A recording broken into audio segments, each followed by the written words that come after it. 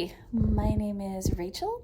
That is the R and the RK Stumblingbear, and welcome to my Magical Readathon vlog week 2.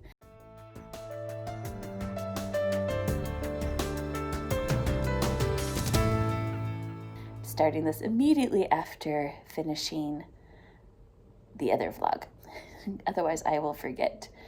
My priority read for this week is Mal Goes to War by Edward Ashton, but I have some other books that I'm reading as well, so come along on this fun journey with me. Easy come and easy go, you're an unfading star. Yeah, so this week is super short.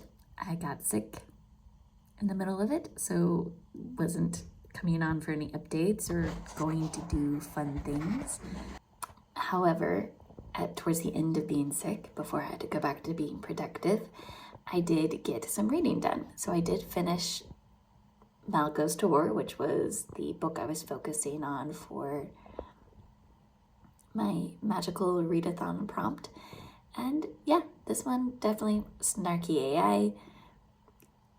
An AI who is used to body hopping between drones and infospace, which is just the internet, and people who are augmented, and gets cut off from infospace, so then he's stuck in using only drones or augmented people if he can find them.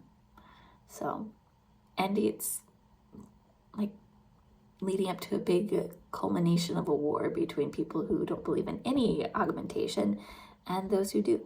So if you like snarky AI, you'll probably like this. I've heard a lot of people compare Mal to Murderbot, and just don't. It's completely different storytelling. It's completely different personality. So Mal also has issues with understanding human emotions, but it's a completely different take. It is not the same and should not be compared at all. Just say.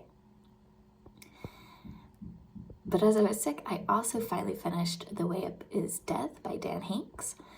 And that one is a ride.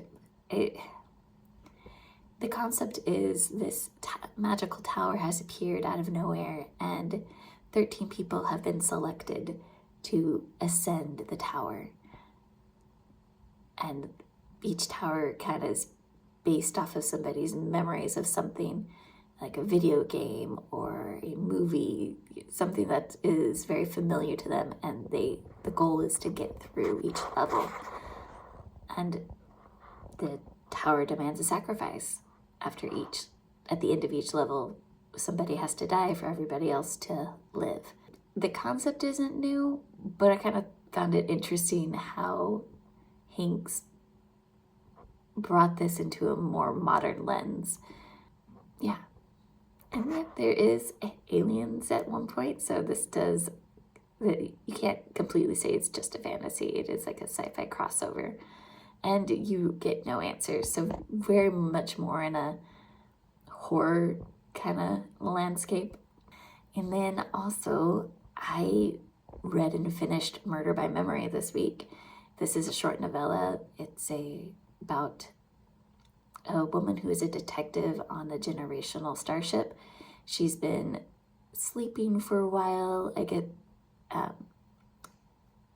and all of a sudden she finds herself in a body that is not hers, and somebody has been murdered, and she gets to figure out why. I think Olivia Waite did a wonderful job introducing us to the ship, the Fairweather, and getting a real sense of place, and also having a very tight murder mystery narrative. Because again, this is a novella, it's very short. But I really enjoyed this one a lot. I have come to find that I do like the mystery sci-fi crossover or genre blend. So I did have a really good reading week when I could read. I've also started The Tusks of Extinction which is a buddy read for a group I'm in, as well as been nominated for the Nebulas and Hugos. And then I also started reading The Black Company by Glenn Cook, and this is a buddy read for my Goodreads buddy read group.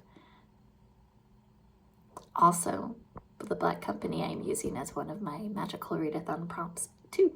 So out of my 4 Magical Readathon prompts, I've now completed 2, and I've started the 3rd one. I think I'm doing pretty well, but I think I'm going to end this vlog here. Like I said, this one is much shorter because I got sick and I wasn't about to go out and do anything.